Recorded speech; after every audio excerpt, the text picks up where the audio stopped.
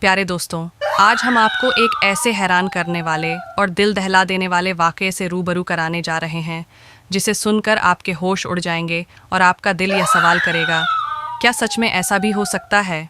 एक गरीब मेहनतकश विधवा महिला की 3 जवान बेटियां, जो अभी शादी के मुकाम पर भी नहीं पहुंची थीं, अचानक ऐसी हालत में आ गईं जिसे जानकर कोई भी हैरान रह जाए।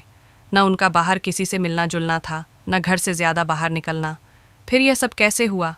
कौन था जिसने भरोसे की चादर में दरिंदगी छुपाई?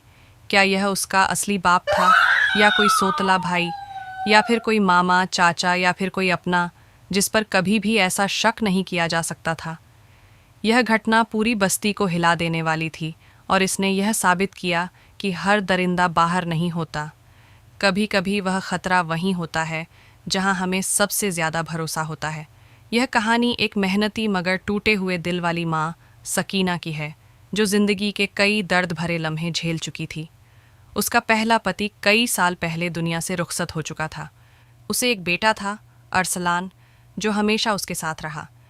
जब सकीना ने दूसरी शादी की, जिससे उसे 6 बेटियां हुईं, तब भी अरसलान उसी घर का हिस्सा बना रहा। दूसरा पति भी ज़्यादा वक्त तक उसका साथ नहीं दे सका और सकीना फिर से विधवा हो गई।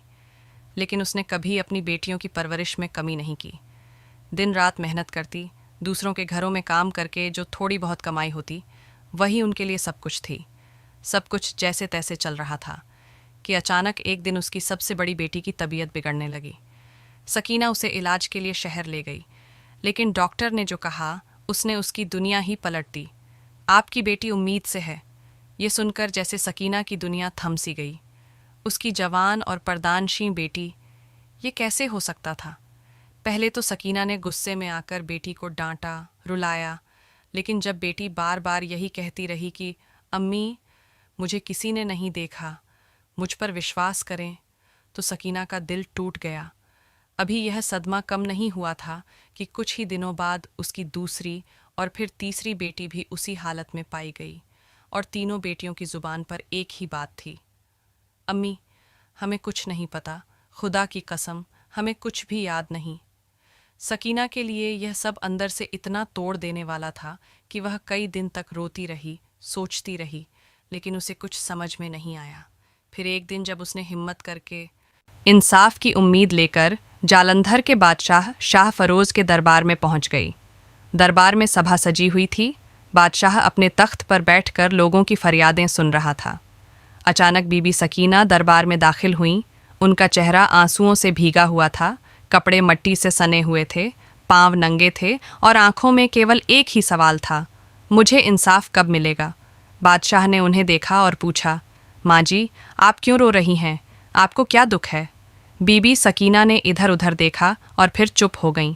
मंत्री आगे बढ़े और बोले, अम्मा, दरबार में आई हैं, जुबान खोलें, बताएं क्या तकलीफ है। लेकिन बीबी सकीना ने कहा, बादशाह सलामत, मैं आपसे अकेले में बात करना चाहती हूँ। मेरे दुख का मामला ऐसा है कि अगर मैं इसे सबके सामने बताऊं तो मेरे घर के दर और दीवार भी शर्म से लरच जाएंगे। बादशाह हैरान हुआ, लेकिन महिला की दर्द भरी आवाज़ और चेहरे का गम देखकर उसने कहा, इस माँ को मेरे कमरे में लाया जाए, मैं इसका दुख सुनना चाहता हूँ। 2 सिपाही बीबी सकीना को बादशाह के विशेष कक्ष में ले गए। वहाँ बीबी सकीना बादशाह के कदमों में गिर पड़ी और रोने लगी।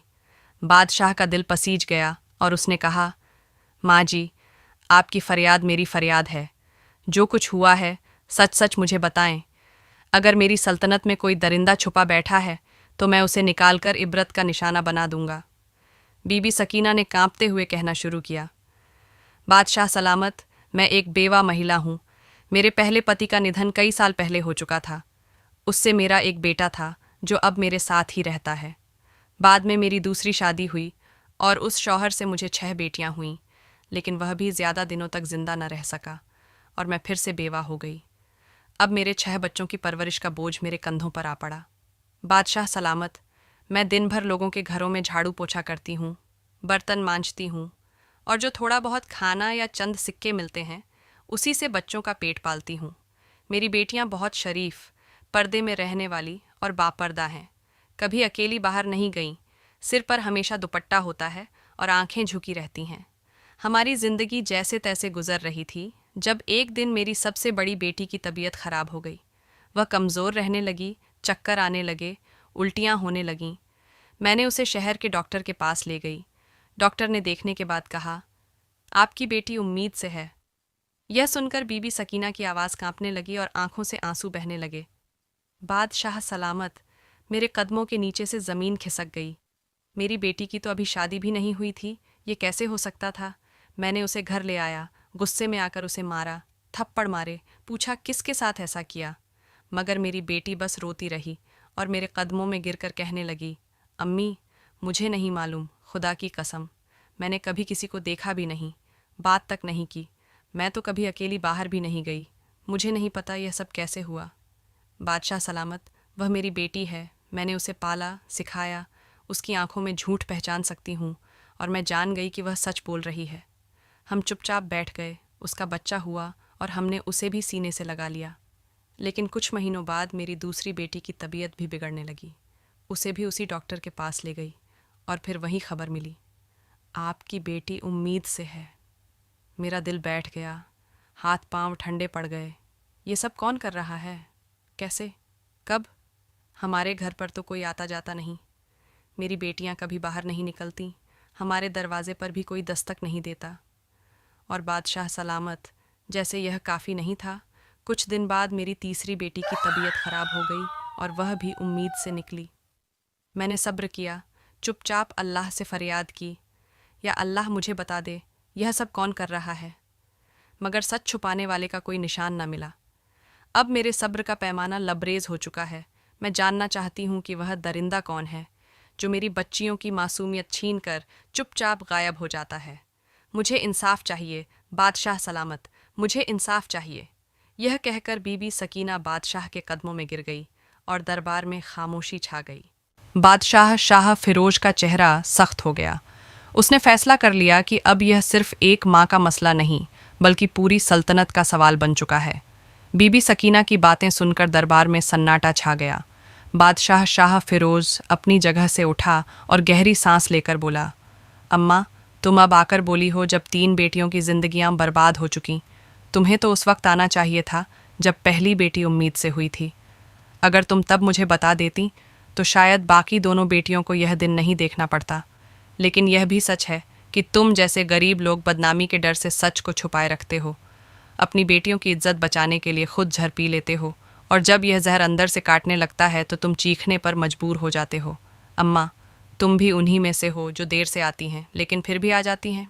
बीबी सकीना ने शर्मिंदगी से अपनी नज़रें झुका लीं।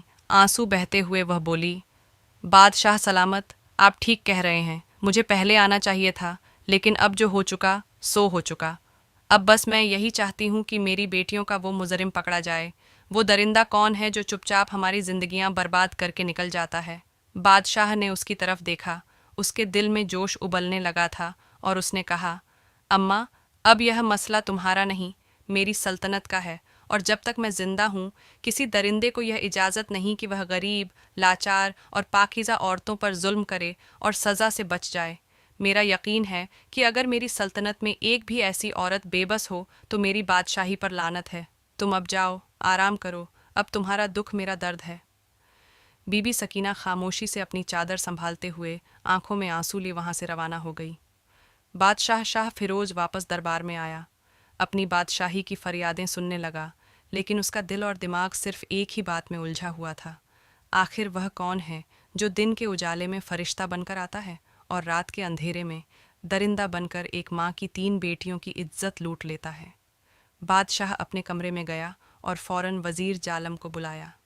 वज़ीर अंदर आया और बादशाह के चेहरे पर परेशानी के गहरे साए देखकर पूछा, बादशाह सलामत, वो कौन सी बात है जो आपको इतनी तकलीफ़ दे रही है?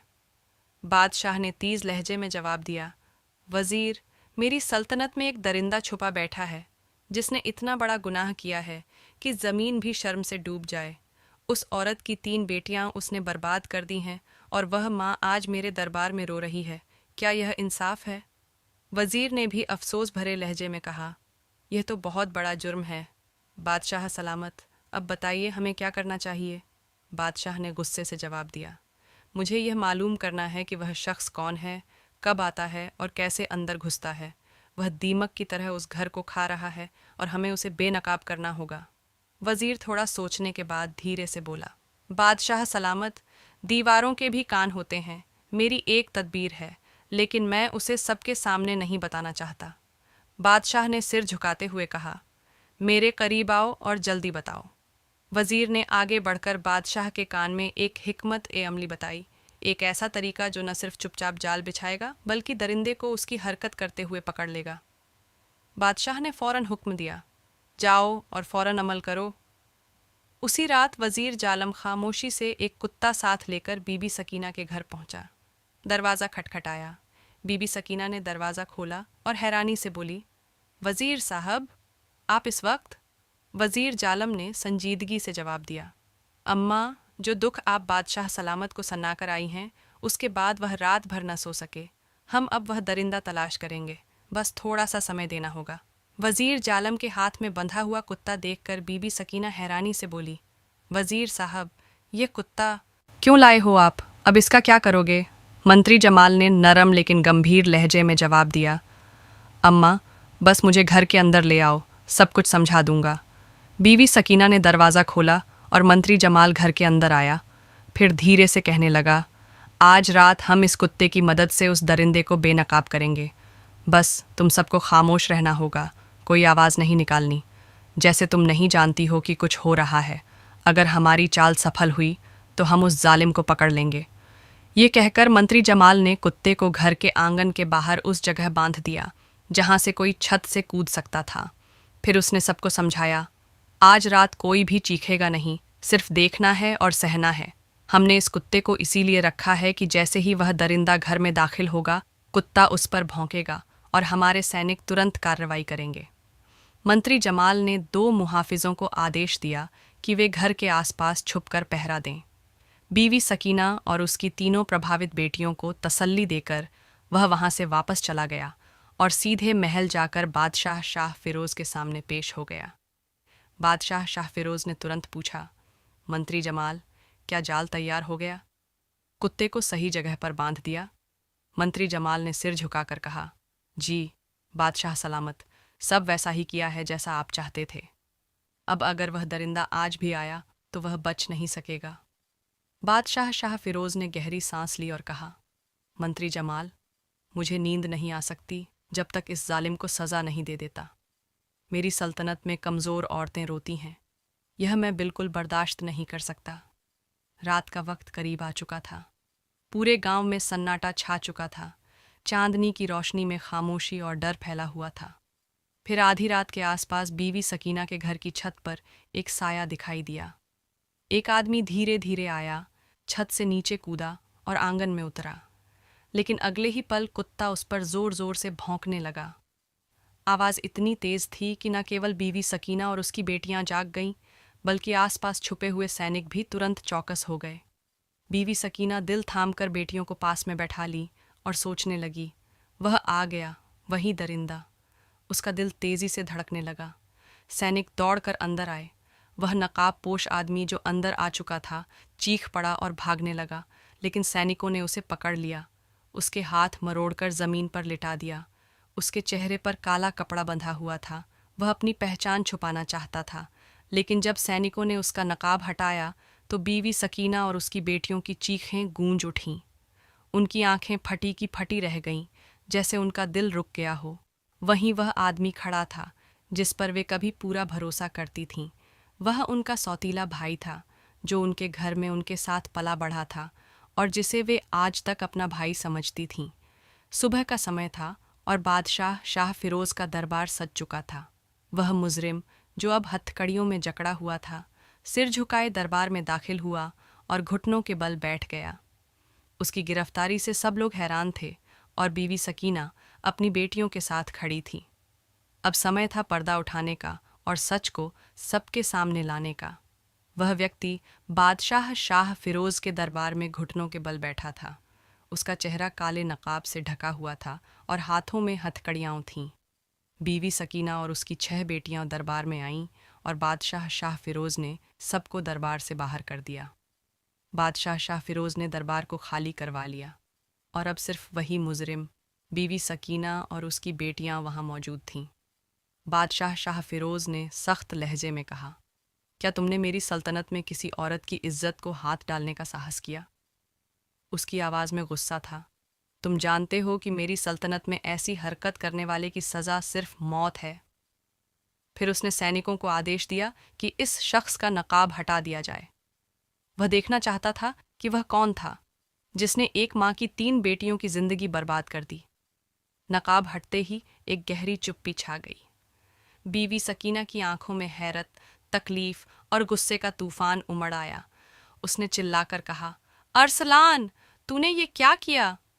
अरसलान वही सुतैला बेटा था जो बीवी सकीना के पहले पति से था और जिसे उसने अपनी बेटियों के साथ पाला था। कभी उसने उसे सुतैला बेटे के रूप में अलग नहीं समझा था और सभी बेटियां उसे भाई कहती थीं। बीवी सकीना का दिल जैसे टूट गया था।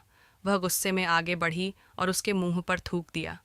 तुझे शर्म नहीं आई? वह चिल्लाई। तू उन बच्चियों का भाई था जिनके सिर पर हाथ रखने वाला तू था।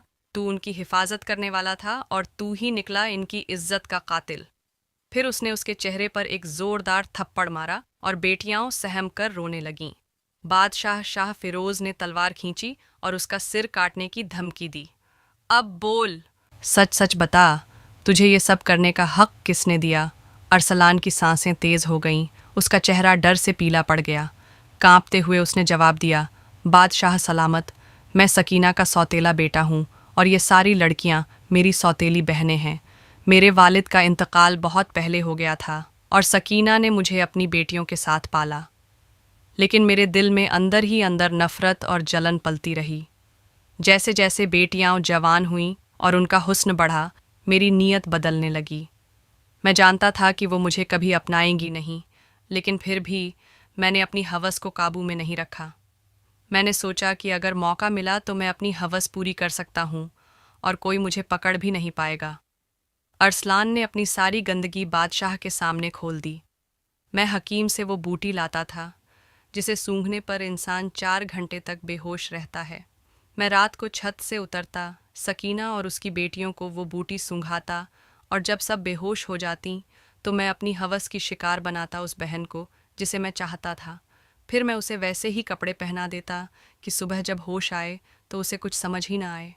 मैं फिर ऊपर चला जाता और दिन में सब कुछ सामान्य बना रहता, किसी को कोई शक नहीं होता। ये गुनाह मैंने कई बार किया, महीनों तक।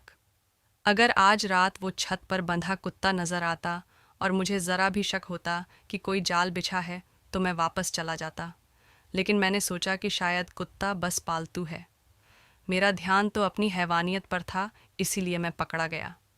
इतना कहकर अरसलान चुप हो गया था। बादशाह ने वज़ीर जमाल की ओर देखा और बस सिर से हल्का सा इशारा किया। वज़ीर जमाल ने तलवार नीम से खींची, आगे बढ़ा और एक ही वार में उस दरिंदे सौतेले भाई अरसलान का सिर धड़ से अलग कर दिया। दरबार में अब इंसाफ की गूंज थी। बादशाह शाह फिरोज ने सकीना की ओर देखा और नरम लहजे में कहा, अगर तुम पहले आ जाती तो शायद तुम्हारी 3 बेटियां ये सब सहने से बच जातीं, मगर अब जो हो चुका है उसे बदला नहीं जा सकता।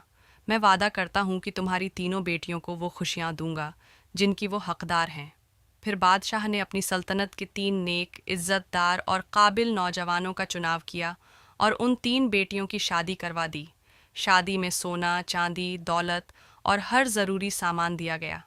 सकीना बादशाह के कदमों में गिर पड़ी और बार बार आंसुओं के साथ शुक्रिया अदा करने लगी। बादशाह शाह फिरोज ने उसका सिर थामकर कहा, जब तुम्हारी बाकी 3 बेटियां भी जवान हों तो मुझे ज़रूर बताना। मैं उनके लिए भी अच्छे रिश्ते तलाश करूँगा। मेरी सल्तनत में कोई बेटी अकेली नहीं है। हर मजलूम माँ मेरी माँ है और हर बेटी मेरी बेटी। और इस तरह एक इंसाफ पसंद बादशाह ने एक पीड़ित माँ को उसका हक़ दिलाया और एक दरिंदे को उसके जुर्म की सबसे सख्त सज़ा दी। अगर आपको हमारी ये कहानी पसंद आई हो तो कृपया इसे लाइक करें, दोस्तों के साथ शेयर करें और सब्सक्राइब करना न भूलें ताकि आपको ऐसी और कहानियाँ मिलती रहें।